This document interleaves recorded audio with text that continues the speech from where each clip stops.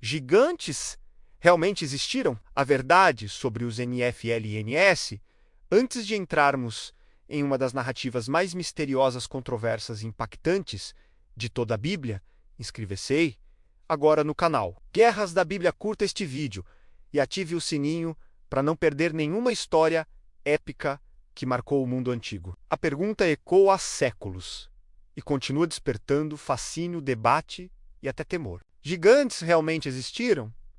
E se existiram, de onde vieram? Para responder, precisamos voltar a um tempo anterior ao dilúvio. Um mundo antigo, brutal e corrompido, onde a violência se espalhava como fogo seco sobre a terra. Em Gênesis capítulo 6, encontramos um dos textos mais enigmáticos de toda a Escritura. O texto declara que os filhos de Deus viram que as filhas dos homens eram formosas e tomaram para si mulheres dentre todas as que escolheram. Logo em seguida surge a afirmação de que, naqueles dias, estavam na terra os Nefilins, homens poderosos, homens de renome. O termo Nefilim carrega a ideia de caídos ou daqueles que fazem cair. A imagem que se forma é de seres de força extraordinária, dominadores, imponentes. Mas quem eram os filhos de Deus? Ao longo da história, surgiram diferentes interpretações. Alguns afirmam que eram descendentes da linhagem piedosa de Sete,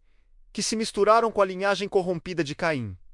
Outros defendem que o termo aponta para seres espirituais, anjos que abandonaram sua posição e cruzaram limites estabelecidos por Deus. Textos judaicos antigos, como o livro de Enoque, descrevem esses seres como vigilantes que desceram à terra e ensinaram aos homens conhecimentos proibidos, metalurgia avançada, fabricação de armas, técnicas de guerra, manipulação espiritual. Se essa leitura estiver correta, os Nefilim seriam fruto de uma união proibida, híbridos que carregavam força incomum e potencial destrutivo, fora do padrão humano. O que a Bíblia deixa claro é que a terra se encheu de violência. Não era apenas corrupção moral, era brutalidade organizada, conquista, dominação, opressão.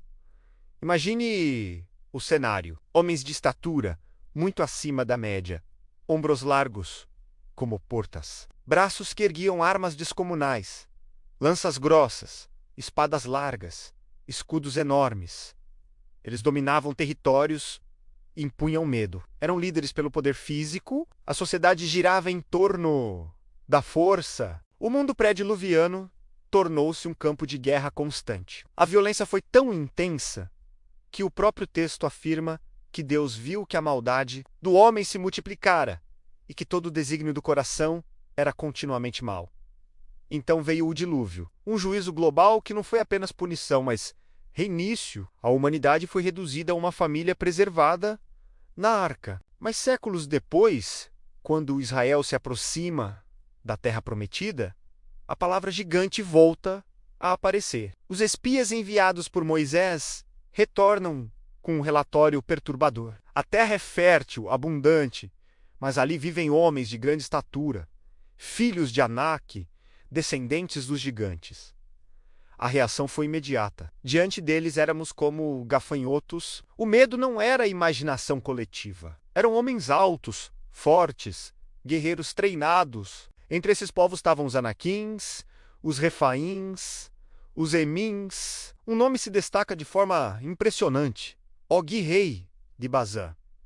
A Bíblia menciona que seu leito de ferro média, cerca de 4 metros de comprimento. Mesmo considerando possíveis margens simbólicas, é evidente que se tratava de um homem extraordinariamente alto. Bazã era uma região estratégica, repleta de cidades fortificadas com muros altos e portões reforçados. Og não era apenas um gigante físico, era um líder militar. Seu exército era treinado, suas cidades preparadas para cerco. Quando Israel enfrentou Og, não estava apenas lutando por território, estava confrontando um símbolo vivo do antigo poder dos gigantes. Espadas colidiram, lanças se ergueram, escudos se chocaram sob o sol do deserto.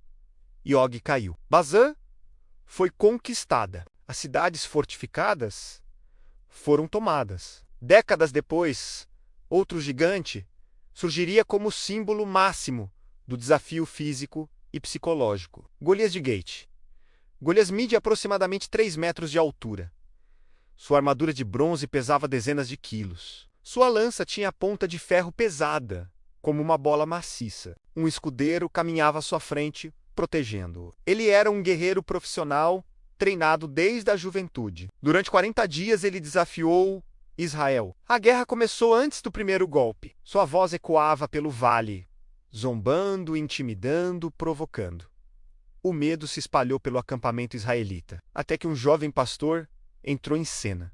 Davi não usava armadura pesada. Sua arma era uma funda, instrumento simples, mas extremamente eficaz. Uma funda nas mãos treinadas podia lançar uma pedra com força devastadora. Golias avançou confiante. Davi correu em direção ao gigante. Uma única pedra foi lançada. O projétil atingiu a testa desprotegida do gigante. O colosso tombou sob seu próprio peso. O impacto ecoou pelo vale de Relá. Davi tomou a espada do próprio Golias e o decapitou. O símbolo máximo da intimidação caiu diante de um jovem que confiava não na própria força, mas no nome do Senhor. Mas a linhagem dos gigantes não terminou ali. Outros surgiram entre os filisteus. Isbi-Benob, cuja lança era extremamente pesada, quase matou Davi já envelhecido. Abisai o salvou. Seife foi morto por Sibecai. Outro gigante com 6 dedos em cada mão e 6 em cada pé foi derrotado por Jonatas. Eles eram descendentes dos gigantes de Gate.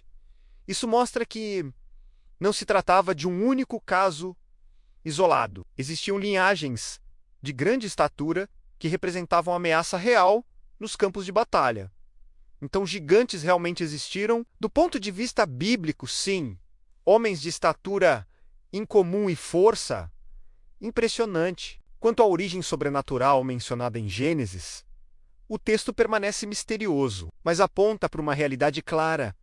Quando limites espirituais são ultrapassados, o resultado é corrupção e violência. Os gigantes simbolizam mais do que altura física. Representam medo coletivo, arrogância humana, confiança exagerada na própria força.